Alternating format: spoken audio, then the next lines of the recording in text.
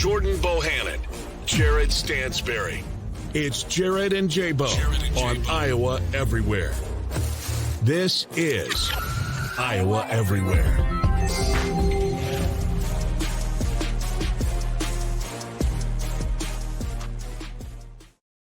All right, welcome to the podcast here on Iowa Everywhere. Fist bumping, and that music is pretty lit. I won't lie. It definitely gets you going. We got a lot to talk about today. College basketball season is here, and it let's go. Started in full force last night. Hey, let's fucking go! Huge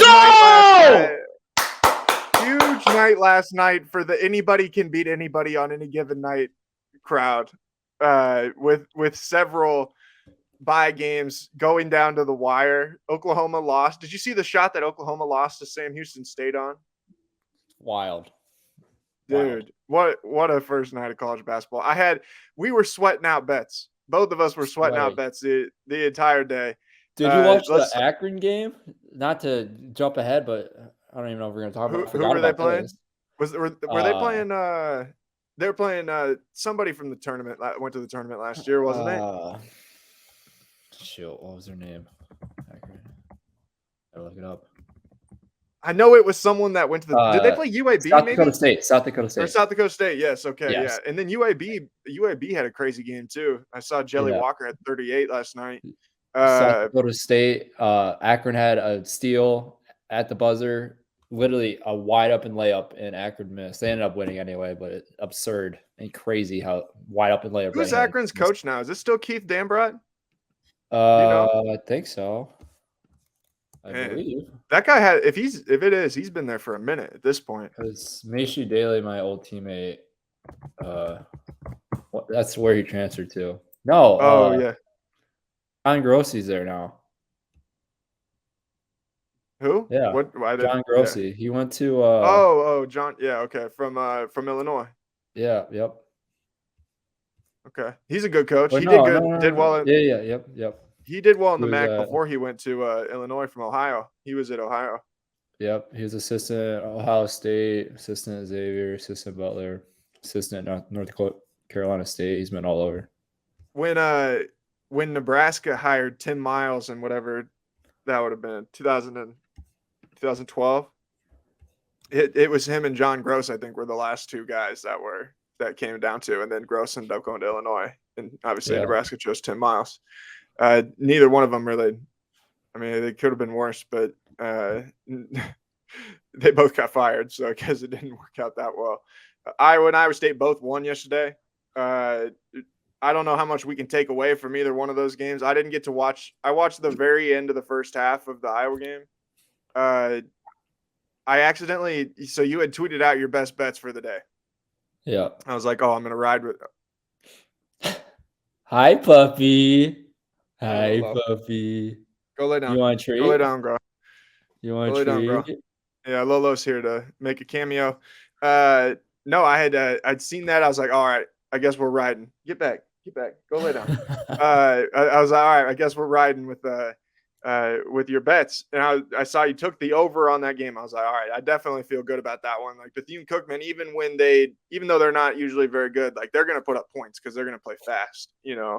And I went to bet the over. I wasn't going to be able to get it at the same number that you got it at, I think. But I was like, whatever, it's going to hit anyway. And I bet the under on accident at 150.5. And I think the game finished at 149. 147. 147. Yeah. And so I accidentally bet the over, or bet the wrong bet, and I won. So does that make me a good bettor? Like, it was just instinct. I picked the wrong thing, but it was subliminally, I knew, oh, this under is hitting. This is not going to be the over. Here's the thing. I think, because we were playing a touch on this, is there such a thing as a good gambler? I don't think so. It's like kind of an oxymoron, right? Like a good gambler. Right. Like, are you even I mean, I think you can be a smart gambler, where you're not like making stupid. Like there are stupid bets. Like I bet here's a perfect example for you. Tennessee got a fumble the other day and went and kicked a field goal and went up 3-0 against Georgia, like 2 minutes into that game. My Right. stupid ass. I saw that this had happened on Twitter. I pulled it up on my YouTube TV, and I was like, I think Tennessee's going to win this game. So I went and put $10 on Tennessee to win on the money line, and then obviously they ended up getting killed. And I sat there in the press box at Iowa State, and I was like, I'm a moron. Like, what am I doing? Yeah.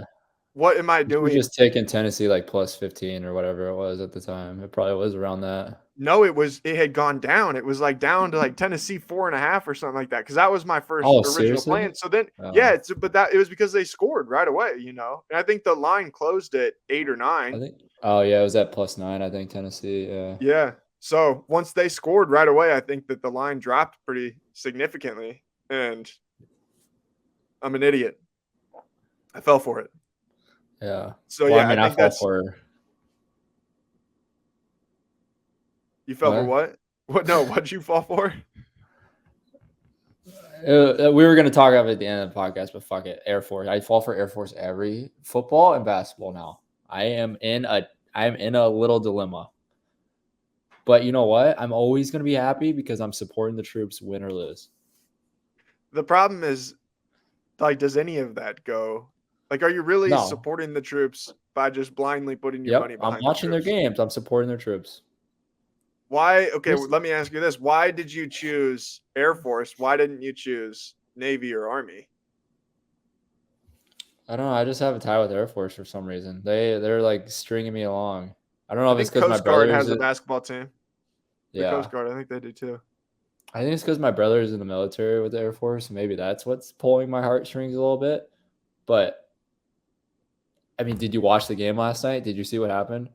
No, I didn't watch the game, but I saw how it ended because I had bet them at 2.5, and Brutal. it was right on the Brutal. edge the entire end there. Yeah. +3, I had them, dude. They ended up losing by 4. What was it? A 2-point game. They fouled. Bowling Green went up, missed the front end. Air Force came down. I can't remember if they turned the ball over and missed a 3. And then they fouled with like 8 seconds left, made both. Air Force comes down, misses a 3. End the game. Just brutal. That, like, literally the most. I was so happy too because it's a so close game. I knew it was gonna be a somewhat close game, but didn't happen. I just need to stop supporting. I bet Villanova. No. Come on. You're too big of a patriot to just stop You're like right. that. You're damn right. When's their next game? Hashtag America. I wonder. Here we can see. When's their next fucking game? Because I'm all over it. I did bet. Delaware. I bet Villanova. Delaware Friday at afternoon Air Force. 4:00 in the afternoon. 4:00. What a game time. What do you think that Air Force is paying Delaware to go and play at 4:00 in the afternoon on a Friday? That's a great time to play basketball. I don't know.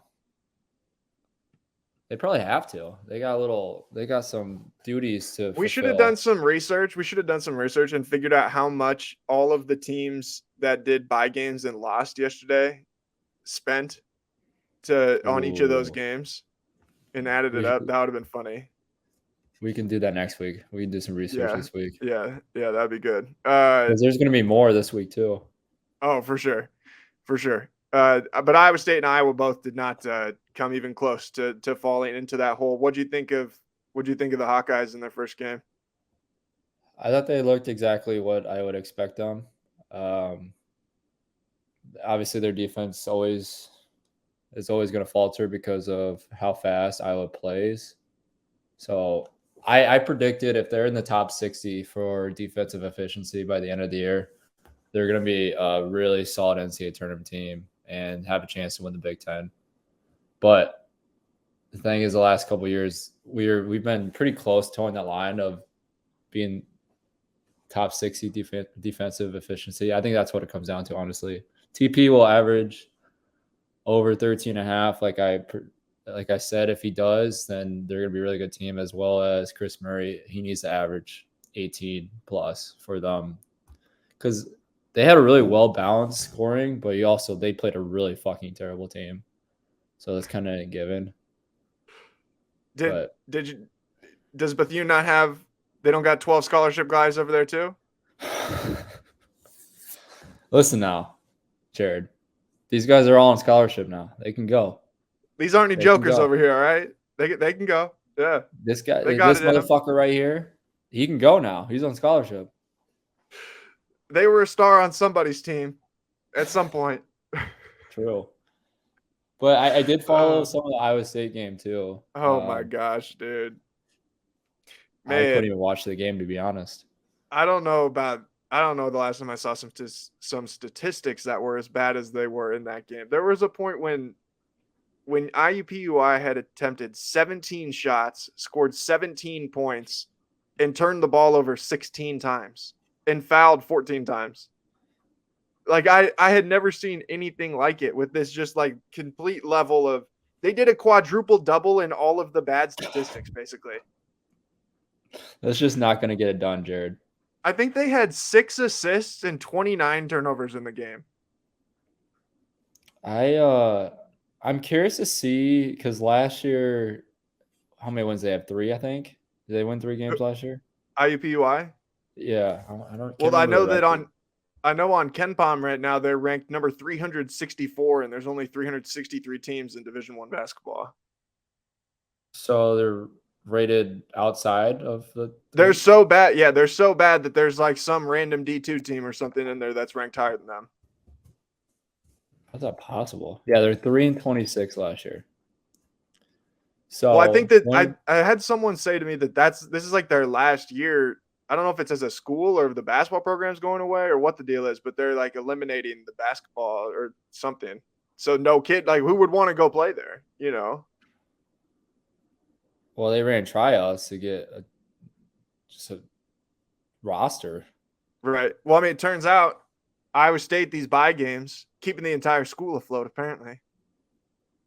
This is why it's important for them to go on the road and lose by 49 points to Iowa State.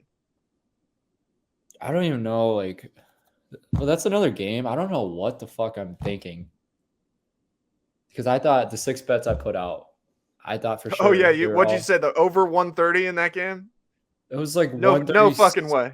No fucking way. 130, it was 130, and it hit 130. 127.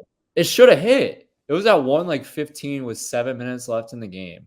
And same thing with Iowa, though. Iowa could not score the ball when the bench went in. Which me playing, I should have known that because people were asking me on Twitter. They said, what about the first half over? What about compared to the total? Well, obviously, it's probably a better bet because Fran's going to, just like any head coach with these bye games, they're going to rotate all their bench in towards the end, second half. So, I don't know. Yeah, I mean, I think the Iowa State over probably would have hit if they had left their primary guys in because they were forcing turnovers. Honestly, it's such a prolific rate that it would have been impossible not to score. You know? Well, it's the same thing with the Iowa game. Like I should have known all these bench players are going to come in, and nothing against these bench players at Iowa. They're really good players, but when you're sweating it over, you want your starters in the game. You want the best. Yeah, you want the best. Yeah, you need Chris Murray out there getting buckets for you and not I don't even know, the walk-on or something, you know. Yeah. The funny thing is all my friends had 89.5 for points for Iowa. And I think they're at 79 with like 8 minutes left. So like that should have easily hit, right? Yeah. Didn't hit. And they're all texting the group chat. They're like, shoot a 3. We need points. No, wasn't happening. Come on, we need these guys to be aware of what's going on here. When they see the numbers close, you know, it's just know that it's coming. Yeah. Yeah. I think there's that viral clip. I don't know if you remember. Luca was it 2 years ago? I think it was during COVID, and we were playing like Southern or someone. Someone just god awful. I think the spread was like plus 38 or something for us. I don't even remember, or minus 38. And one of the players on Southern like threw in like a half quarter at the buzzer. And Luca was like, oh my God, they just covered. And it was like all over like social media that they like the camera caught him like perfectly right when he said it. It was the funniest thing ever. Oh man, that is pretty funny. And that's like, it is even better that you guys were winning by so much, you know. Yeah. What's it like going into one of those games against one of those teams when it's like not from the from the player perspective, not the these guys can go perspective. When you're a team that it's like we should beat these guys by 40. Oh You yeah. know? And it's hard to prepare for those games because you have coaches like talking to you. We always do 2-day preps, and you always have coaches saying like, okay, these guys are good, they're skilled. And we're just watching film. Like we see their like Balls Life mixtapes and like high school highlights. We're like, guys, like, what are we doing? We should win by like 50 here. But it's also, I've seen on the opposite side, I've seen my freshman year, we lost to Nebraska Omaha. And they were actually a pretty decent team. They had like the steals leader in the NCAA history on their team, and they had a couple good big guys. So, but I've seen like losing to those teams that you're heavily favored in, and so you kind of have to like take it with a grain of salt. Like also, like you want to say like these guys fucking suck, but Right. I mean we've talked about it before. Anyone can beat anyone if you play your best basketball for 40 minutes. Well, I think too, I think a team like TCU who got pushed by Arkansas Pine Bluff last night, I imagine that they would tell you they didn't come in and handle their business. Right. It's not, I think that, anybody being realistic would probably look at that game and sit there and be like, I think one of these teams had like the night of their life and the other one played like absolute dog shit for what their standard is, and so that's where it's hard to like, how much can you even judge a team's season off of this first game? Like TCU comes down to the wire with Arkansas Pine Bluff. Oklahoma loses at the buzzer against Sam Houston. Like even Creighton, I think only beat St. Thomas, who has only been in Division I. I think this is their second season. Yeah. I think they only beat them by 10, So it's like, how much can you take away from night one when there really weren't any like high level games, and there were some teams that got pushed, but I mean, I don't know. You still feel like I look at Oklahoma, they still have the Groves brothers. Grant Sherfield's a good player. And then you look at the statistics, and the other guys on the team combined to shoot like 4 of 20 from the field. Yeah. It's like, what are the odds that they're ever going to have that happen again? The worst part is too, like those games are going to matter so much when March comes now. Right. And if you're on the bubble, you're on the line, like that's going to look really bad. Yeah. Even compared to like the Oklahoma losing to TCU, like even if they're ranked in the top 25, let's say they finish like top 4 or 5 in their conferences, that game alone is gonna push them down a couple seeds in the NCAA tournament if they end up staying in the top 25. But that's them beating like high level competition still, getting quad 1 wins, getting away wins plus 10. That game is gonna throw out like 2 or 3 really good teams they might beat, which is absolutely mind blowing to think of. So it'll be interesting. It's crazy too. I mean, of all the teams in the Big 12, TCU is not one that I would have expected to see that from, with the amount of guys that they had returning. Like that team. There's no way that team. It seemed like there was no way that team was not going to be good. No. With what you've got at Mike Miles, who's Big 12 preseason player of the year. I know they don't have Damian Bach because he's, going through some weird stuff with the NCAA right now. But have you seen all that? That's a whole weird deal. But and then Eddie Lampkin, bro, that dude is a fucking monster. He is going to be a superstar. And I don't know. That shocked me. I could not believe, of all teams. Oklahoma didn't shock me that much. I don't know how good they're going to be even with those two guys and with the Groves brothers. Like they weren't that good last year. But that's on like the fucking upperclassmen. Like I remember going into my final years at Iowa, like us upperclassmen were like, yo, we're not fucking losing early games here, like to teams that we should be blowing out. Like these games are gonna define our resume towards the end of the season. If we have a losing, like it's a lose-lose. You lose a game to one of these teams, like you're fucked for the rest of the season. So like we like that's like upperclassmen like mentality. Like you got to step up in the locker room and be like at halftime, if this is a close fucking game, that's a game like there is no reason why a high major team should lose. So from your perspective, is it more about like, as long as you come out and handle your business and get the win, like you can't be mad for the most part, And you have to play so fucking shitty. Like you have to play the worst basketball, and on top of them playing the best basketball, Yeah, Oklahoma Or shot 30% from the field and had 21 turnovers yesterday. yeah, It was you can't turn the ball over 21 times to a low major school. yeah. Like that's just pathetic. And that's on like the leaders on the team. Like what the hell are we doing? Why are we turning the ball over to I mean, you got to give credit to low major because they came out ready to play. They weren't scared. So, but it's a combination of both. You have a team that isn't ready to play. They play the worst basketball. And you have a team that's wanting to win and prove themselves. So that's where the balance like starts to shift, like your mentality as a player, because you know as long as you take care of business, like I was always thinking I might not make 5 or 6 threes, but if I'm able to limit my turnovers, keep the offense flowing, like this game we should win by 10 plus, no matter what happens. Well, and I think at the end of the day too, when you start looking at teams' resumes in March, you have to be like the most minute of comparisons before you start looking at it and being like, man, I can't believe it's like, okay, we're breaking down TCU's resume. Oh, they got a win at home against Kansas. They've got a home win against Texas or whoever, they went on the road and won at Kansas State. They won at, wherever, Oklahoma. But they only beat Arkansas Pine Bluff by 2. So I think on the first night of the year, I think we got to knock them down 2 slots, you don't ever see that. It's like, there's no such thing as a bad win, Yeah. Yeah, but there is extra true. Like a bad win is never I never agree with people saying, okay, you only beat this team by 2. A win's a win. Yeah. However, when you're playing away, because there is like a metric in the net rankings, which is heavily considered now, like that's like the quad 1s, quad 2, quad 3 wins. Mm-hmm. If you have a plus like 10 win away against a quad 1 team, it's going to carry more weight.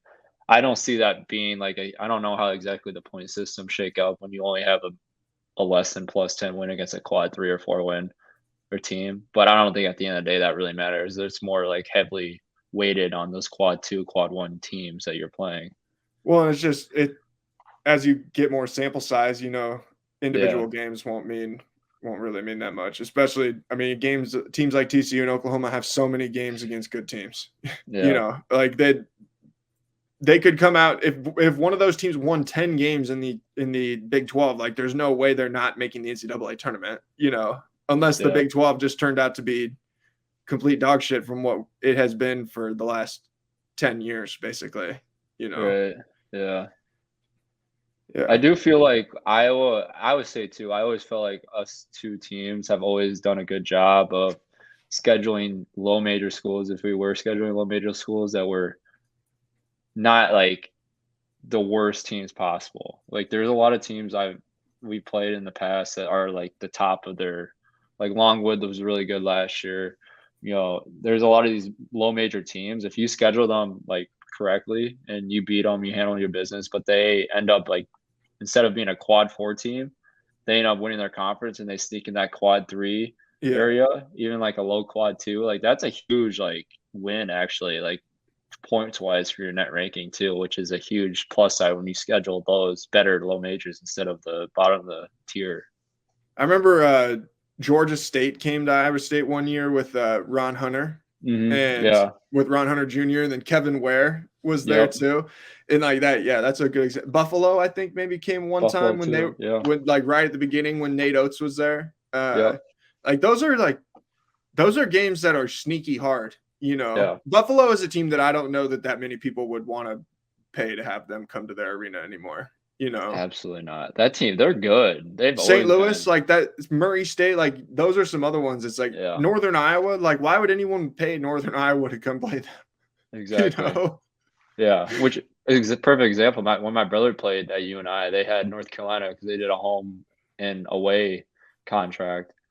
And North Carolina was number 1 in the country, and they came and they lost to UNI at home. That's why you don't see, like, why would you want to go to a mid-major, like, and they have their whole stadium filled, and this is like their highlight of the season. Like they're gonna. Wasn't that was from Marcus Page's senior year, right? Wasn't that like a thing? Yeah. And then is that the year they lost in the national championship game? I think it was. Yeah, it was. Yeah, when they lost to Villanova. Yeah, on his shot. Man, I forgot all about that. That's crazy. Mm-hmm. That was a good North Carolina team, dude. That was so good. One of the best national championship games of my life for sure. Yeah. That was a fun ass game to watch. All right. Iowa and Iowa State announced last week that both athletic departments broke revenue records in 2022. Iowa generated $126.8 million, $10 million higher than expected. Iowa State had $106.3 million, $8 million higher than expected. Even you and I got in on this, in on the business, generating $15.4 million, almost 900,000 higher than expected. Shout out to the Panthers. Shout out Panthers. Round of applause for them. Yep. Glad to hear that former Iowa State Associate Athletic Director David Harris has got the books going in the right direction. Iowa predicting right now $129 million in revenue for 2023. How you feel about? Are you ready to pop some champagne and pour it up and really celebrate tonight that the Hawkeyes are raking in, $1.25 million or $1.25 million? I'm sure administration is just throwing a huge party right now, wasting more funds that they just continue to accumulate and then just blow it on more contract negotiations. You know what's so crazy, Jared, to me? I've heard there's been some settlements at different times paid out. Oh yeah. You know what's so crazy? Like touching on that, like you look at this revenue, right? You sent me this article last week on Wednesday, and then I was reading through it. You think it back to COVID, and the universities are so bad at budgeting their money that one year they didn't have enough funds to cover.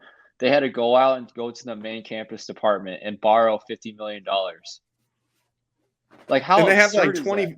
They don't have to pay it back till like 2040, right? Like they can pay it back every year. 15 years. Yeah, they have like 15 years. I think it's like a 4% interest every year or something. And they paid out $3 million, I think, this past year. But you think about this large amount of money that's being accumulated, record-breaking. I think the next year, I don't know if we said their next year prediction for Iowa. I think we're just 129 million. Yeah, another record-breaking year. They're making all that money. Like the NCAA is corrupt, but also the budgeting that athletic programs are, how they budget their money. It is the worst money management of any industry ever. Just like you would think after one. You should always predict for a pandemic, not like a pandemic, but like an emergency fund, right? Right. They were so bad with their money, they wiped clean in 1 year, and they had to cut sports too, which was totally unnecessary. But to round it all off, to come back to what I was trying to say, they did all this, right? Borrowed the money, cut sports, and still that next year they renegotiate contracts for coaches with record-breaking extensions. I mean, realistically, they should just not probably have not for profit status, to where they absurd. Can't just, because that's part of why I think they spend their money the way that they do, where they try and show zeros at the end of the year and make it to where it's like, we don't make any money. We're not, because they spend all the money and figure out ways to spend all the money. And that's where you get into facilities and all those kinds of things, which I don't know, if it's the way the game is played, I guess you kind of got to do what you got to do to stay competitive, so it is what it is like that, but that doesn't make it right. No. I don't know that I necessarily blame Gary Barta or Jamie Pollard or anyone like that specifically, Right. It's I think there's just a lot of people that are involved in a system that is quite frankly fucked up, that, and it's just it shouldn't be built the way that it is. And then that is just why it looks really fucked up when you start to look at it. It's man, it's kind of messed up, How is it possible that, the numbers are going to continue to grow. That's obvious. How is it possible to keep arguing the same thing that this is not for profit money, and like you're saying, they're trying to get to zero every single year? That is the most idiotic. It's just hard to justify. I think when you start to look at the way that schools spend, especially on buyouts and things like that, how in the state of Alabama can you justify that I'm pretty sure Auburn's a public institution, I think they're a land grant university. That's a thing, that's the kind of thing that I understand in it. The only way that seems like it would be logical is if you're getting that money explicitly from donors saying this money is for this, Right. And you can't use it for any other reason. But these numbers are just going to keep getting bigger. Like Iowa's new Big Ten media contract doesn't even kick in for 2 years, I don't think, and that's going to push their annual media revenue up over 100 million just on that, And I'm all for like the money that's being made, like, bringing it. Like, first of At all, what it's point not do for, you just stop asking your fans to like have to give huge amounts of money because you're making like if they're going to make 100 million just on their media, Yeah. like almost what I don't know how much of that 126.8 million revenue was from their media contracts, but I would imagine, like 65 of it, half of it probably, but like it's going to double. At what point do you start saying to your donors, it's like, okay, maybe we don't need as much from you people, because we have a lot of fucking money. I get the donor part too, like just to piggyback off that, because they want to stay with competition, right? They want better facilities, they want all the top notch shit. Okay, that's fine with all this amount of money that's being made, but start paying the fucking players at this point. Like, it is fucking ridiculous. I think it is a shame, and it's the most corrupt. Would your college experience have been any worse if Iowa had a little bit worse basketball facility and you had a check in your pocket? Absolutely not. Like, I'm in the G League right now, and there's a very low budgeting happening at this level, but they're so good with their money that they're able to make it do. And I mean, I don't see, as long as there's a hoop, there's reasonable facilities and training staff and coaches. Like, it is not that hard to be smart with your money and still be very competitive. And that's what I don't understand. I've never understood about like the facilities arms race, because I feel like so many of these things that they put in there to make these facilities look cool are really cool when you're on your official visit, Right. It's But then enticements for recruits. That's right, all and it then is. you get there and you realize like, oh shit, like we don't need this, Is it really needed? Yeah. Yeah, is this really necessary, Do you And need that's like, TVs over your locker? Like, do you need a massage chair as your locker? Like, I understand, like, okay, maybe it's somewhat useful, but at the end of the day, there is if you so much didn't have better. if you didn't have it, you're not going to be impacted by that, Right, Yeah. and that money goes directly to the players then, and the players, I mean, I think that is way more reasonable than enticing. I mean, because you think about, like, the college athlete model, like, they're in for 4 years, right? So every 4 years, they're trying to get more recruits, they're trying Right. to have better facilities, and then once those athletes are out of the 4 years, it's a brand new generation, right? So there's just this endless cycle that keeps going round and round, and it's been I think happening for hundreds of years. I think like if I went on an official visit right now and I went to a place and they had a facility and they've got this huge players lounge and like all this kinds of stuff, it's like I'd sit there and be like, all right, but like how much are you spending on player development? Like what are you actually going to do for me that's not a place I can go and sit and play video games or something with my teammates that I'll probably never even sit in anyway, like, Yeah. but if it's like I'll hang out at home, I don't know. Like, you know what I mean? Like you'll certainly like hang out at the facility some, but it just seems like in my perspective, I'd be like, man, I want to know what you're gonna do for me on the basketball court. I don't care about all this bullshit or on the football field or whatever it is. I don't care about there being a barber shop in the football facility or a slide or like any of those things. It's like I want to know how you're gonna get me to the NFL. Well, was it you that tweeted that, the slide at Louisville? Was it Louisville, right? They made a slide. I don't remember where I saw it. Maybe it was just on Twitter. One of these schools made a slide in their practice facilities for the coaches just to slide down from their coach office to the practice facility court. Installed it. You're telling me that's good use of the money right there? Uh, It's insane. It's actually insane. It's actually insane. There was something else that I saw. I've seen some pretty crazy shit in some of those scenarios. I think Clemson's got a big slide in theirs. Oregon's if I can pull this facilities are up. just unbelievable. I mean, Oh yeah, it's right here. How idiotic is this? This is actually the most idiotic thing I've ever seen in my life. Let me share this real quick. I just want to know whose idea that was and thought that would like be a cool thing, Where's it at? All right, do you see that? Nope. Oh, what? Maybe not. No, it's not it. Yeah, I don't know. Okay. I don't know. No, but yeah, what a joke, dude. I don't get it. Oh, wait, I got it right here. This is so crazy, dude. Oh, here it is. Yeah. How insane is that? What the hell? They installed that. I like A how it's got slide. it's got even the KFC color scheme up there on the bill. Bro, ridiculous. Man, Louisville better start winning some basketball games. That's what I'd say. Louisville better start winning some basketball games if they're going to justify that shit. I'm just glad the coaches cannot be late now to the practice because they can just go down the slide. It'll save them about 2 minutes. That's actually great news. Good for the program. Really happy for Louisville. Who's their coach now? I don't know. Who is their coach now? I don't even know. Because they 'Cause got they rid fired of Chris Coach Mack. Yeah, they got rid of Chris Mack. Who was a great coach. One of the Shit, he's like getting out of coaching, isn't it? Isn't he? Yeah, he said he was retiring. Yeah. He recruited me at Xavier when he was at Kenny Payne is the coach now. Oh yeah, the guy from Kentucky. Yeah. Yeah, but Coach Mack recruited me when he was at Xavier. One of their assistant coaches, Coach Carter. He was at DePaul for a little bit after Xavier, but Coach Mack's such a good guy.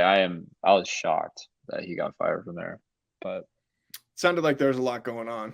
Yeah, way too much going on. Way too much going on. All right, this was a crazy story from Monday. I guess it was Monday, right, or Sunday, sometime here over the last several days. John Gallagher resigning from the head coach position at Hartford. Hartford has been in a long-running battle with basically their entire student body, the entire campus, basically everyone involved that's not the board of trustees and the administration, about dropping to Division III. John Gallagher finally had enough after the school failed to send a trainer with them to their close scrimmage at Dartmouth, and after I think they wouldn't give the basketball ops manager a credit card to get the teams their pizzas with no dough, with just the dough, no box. We can't have the credit card for that. Hartford said we've seen enough. You guys got to go get it. You got to start getting that into the contracts. We gotta get some fucking pepperoni for these guys. They can't keep getting dough. Yeah. So Hartford's dropping to Division III. John Gallagher said, "Fuck this shit. I've seen enough." She said, "Shit, I'm out." Right. Oh man. I read some of the letter like that he wrote, and it's the craziest part. Hartford went to the NCAA tournament 2 years ago and decided to drop out and drop to Division III. This is some of this. I mean, shameful antics here from the University of Hartford, if we're being completely honest. I don't blame the guy, but this is like incredibly disrespectful to the players. Yes. Because, okay, your leader, your head coach is just going to quit on you guys. I mean, I feel, yeah, I get where you're coming from. I guess I'm trying to say like the shady I'd be side annoyed if I'm a player that got recruited to come and play for that guy, you know. But at the same time, I think they sucked last year because everyone left because they're going to Division III, you know. Yeah, but what I'm saying is, I guess it kind of just like full circle, like macro picture of college basketball as a whole. You get recruited by a coach, you get promised all these things, and then all of a sudden he can just get up and leave. And then all of a sudden your school can just decide to not play Division I basketball anymore. Right. After you've gotten good too, like after you're not only are you playing and playing well, like you're in the NCAA tournament, like gaining notoriety for your school, and they're like, "Yeah, we think we've seen enough." Yeah. Just say fucking I'm out. That's it. I feel bad for everyone involved, besides the people making the decision, because it sounds like it's not even going to save them any money to go to Division III. That's the worst part. Can we get the kids fucking pizzas? Sauce? What's going on? Gotta give them the pizza with the sauce. Get the fucking pizzas going. All right, so Mississippi Valley State. You and I actually saw this last night. I got a little more information about this that I think adds some context to it. We saw a screenshot where they had their opening week games were at Baylor yesterday, which I think they lost by 60, at Hawaii, and then at Yale. Anyone I think who understands basic geography knows that Hawaii is obviously in Hawaii, and then Yale is in New Haven, Connecticut, which I don't think you could be any further. Most further east. Yeah, like I don't think you could have to go any further and stay in the United States than to go from Hawaii to New Haven, Connecticut.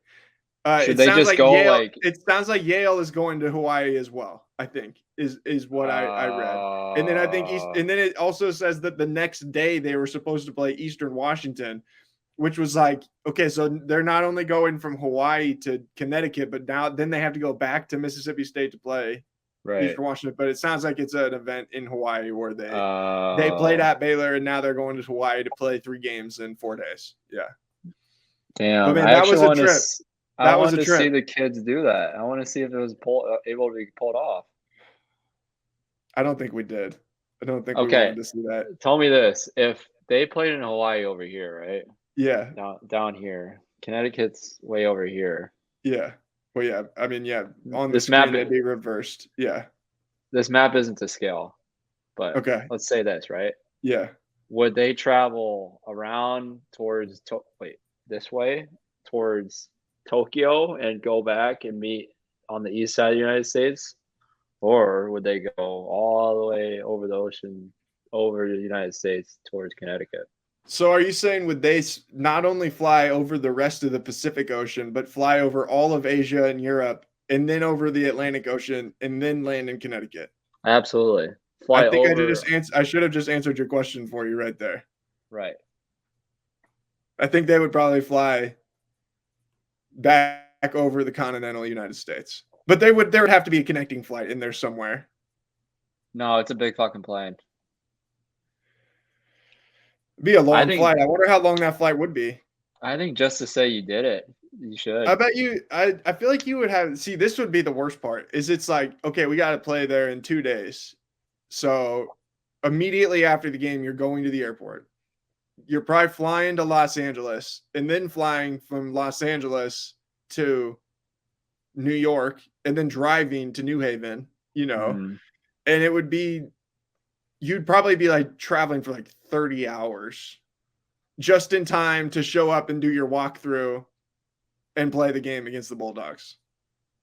They should just play the game on a boat from Hawaii to Los Angeles, and it'll save them a couple days.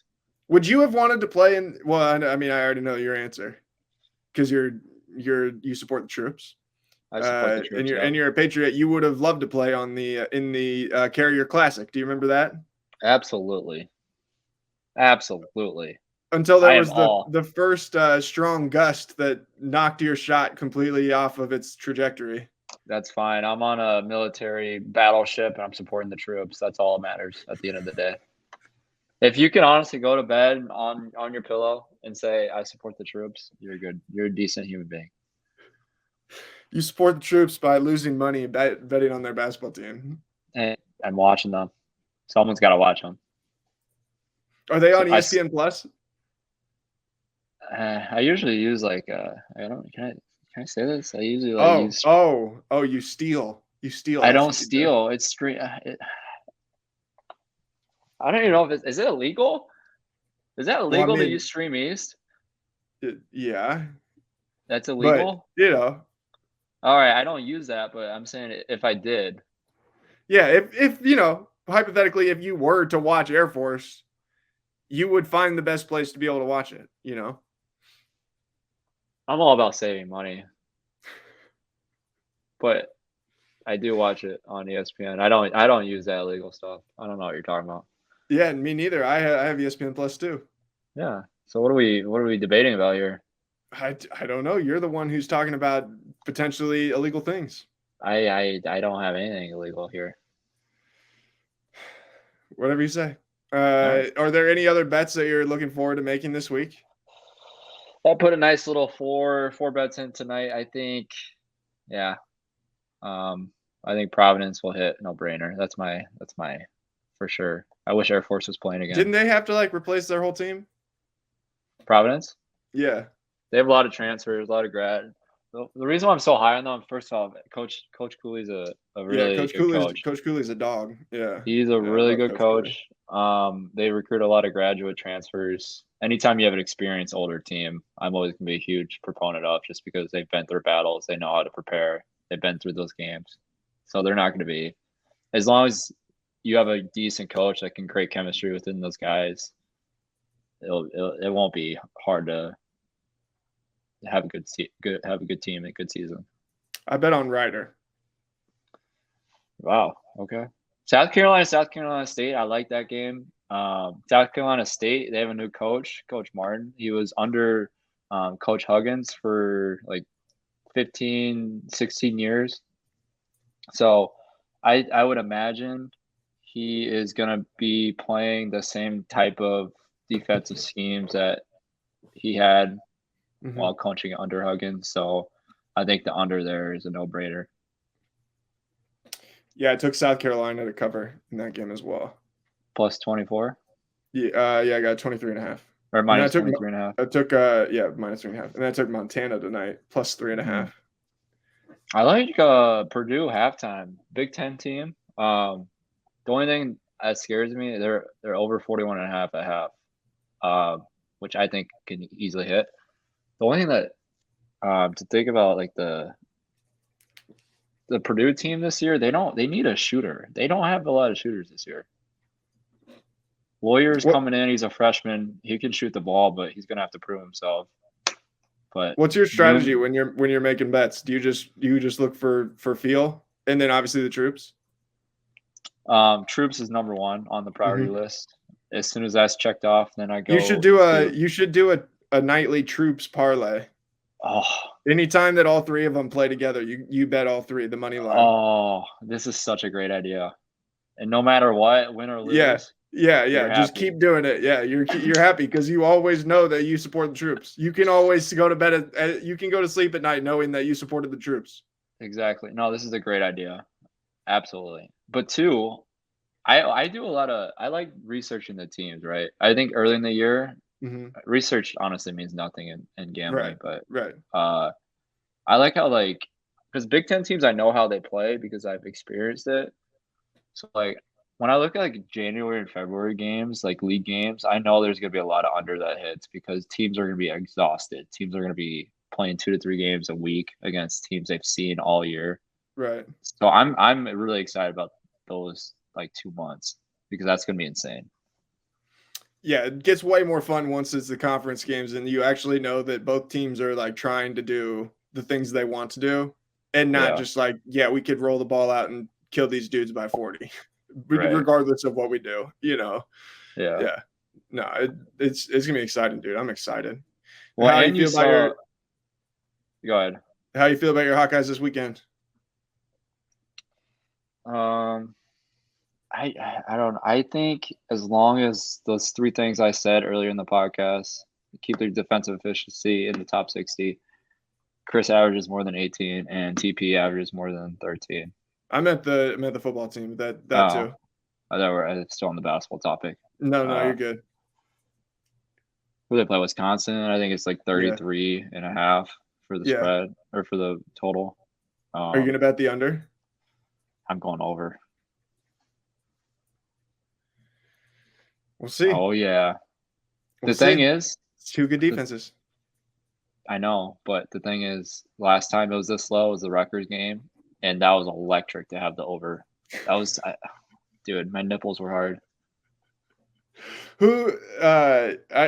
I wonder if, like, would Iowa score, or in the next Iowa basketball game, will they hit the over on the Iowa-Wisconsin score before or after the under 12 timeout? Ooh, that would be like a. Like, would the 2 teams in the Iowa, whoever Iowa plays next, I don't know, probably Southern or something like that, will they score 34 points by the time that they hit the under 12? I mean, I would imagine.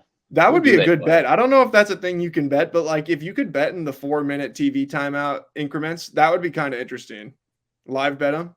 They played North Carolina A&T. Oh, shout out to J.R. Smith. Yeah, I think we played those guys last year. I can't remember though.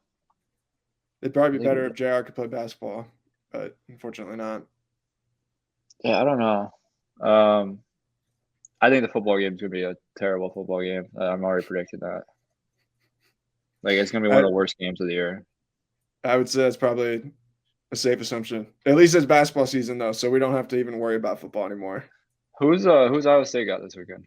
Oklahoma State, who is like basically had their entire team decimated by injuries. Yeah. They just got killed, didn't they? Like 50-0 or something? They lost to Kansas State last week, either 38 to, I think it was 48 to nothing. Yeah. And then they lost to Kansas like 38-7 or something like that. I mean, yeah, they're down bad, down way bad. Mike Gundy's son might have to start at quarterback. Oh, Kansas State. That was a couple weeks ago. Yeah. Or his name's Gunnar Gundy. Is there a better quarterback name on the planet than Gunnar Gundy?